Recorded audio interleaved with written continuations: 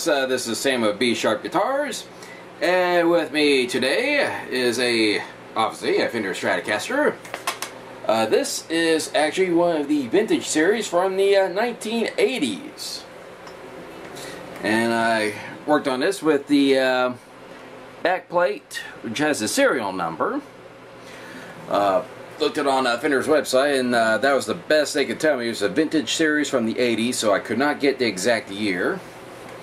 And here's a look at the headstock. As you can see, they really went retro on this one, because it got one of the tuning pegs where got a little open slot there, so you fit the strings to the hole, unlike other modern Stratocasters. You can see it's kind of picked up its character in its 30-something years. And kind of got some cosmetic things.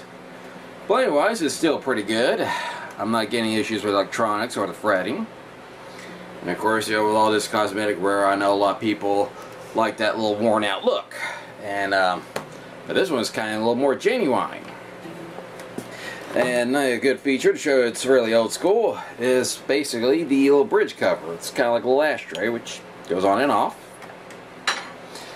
And also, where they really went for retro, is it has a 3-way toggle switch, because I know a lot of the more recent Stratocasters have the 5-way.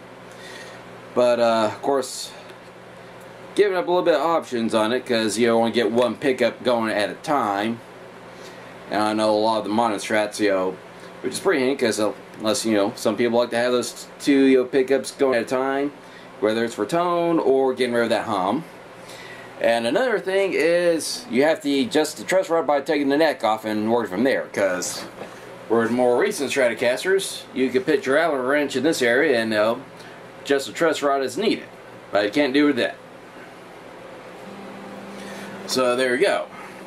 I would definitely say it's more of a collector's kind of guitar, and probably to a certain degree a studio, because this probably isn't something you want to be taking out playing.